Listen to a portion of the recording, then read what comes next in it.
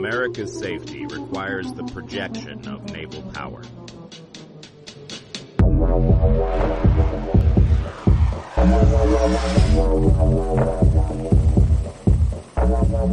Projecting power falls upon the naval warfighter, our highly trained, exceptionally resilient sailors.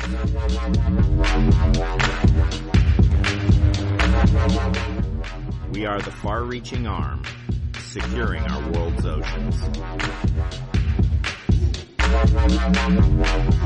Staying ahead of our adversaries requires continuous technological advancement. It requires foresight. It requires courageous sailors to answer the call, to become the plank owners of first-in-class platforms.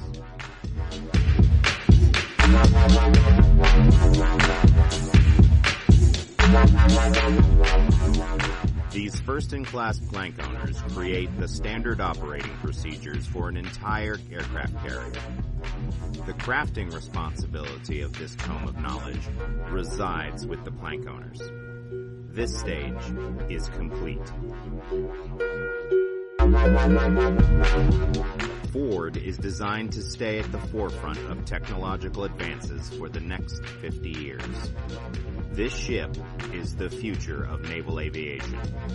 Our ship will soon provide security to America and her allies. Ford, the ship and the sum of her parts, is foresight imagined and executed.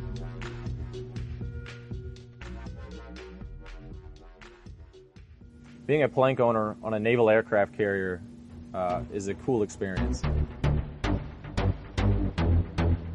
There is nothing like being part of a naval tradition that goes back 250 years almost of tradition of being a plank owner.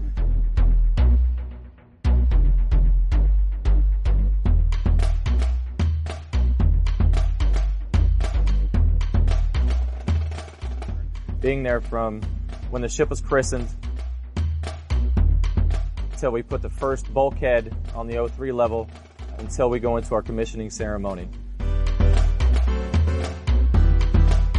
That is a unique experience that I will always remember in my career, and I'm ever thankful for it.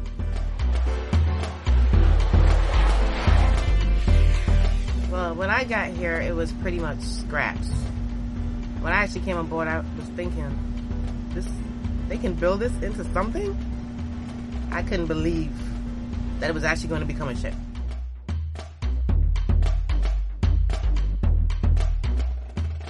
One of the biggest things we did here was the phrase improvise, adapt, and overcome. And that was told to me from day one. As we get here, we are going to encounter challenges. There are going to be barriers internally and externally as we take on these new systems and as we learn. And the biggest tool in that environment is the crew of 78. And I think we're building a legacy for ourselves, and we're making a name for Gerald or Ford as sailors that are relentless, sailors that are tireless, sailors that are willing to help at any given cause. I know for me, being on previous ships, this crew is some of the best. They're top-notch sailors. They take pride in their work, and they're ready for the world to see it.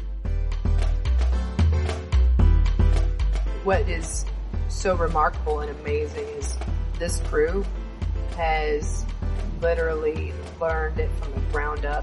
They're the best at what they do, and they are ready. They're ready to get underway. They're ready to launch aircraft. They're ready to be a part of the United States Navy.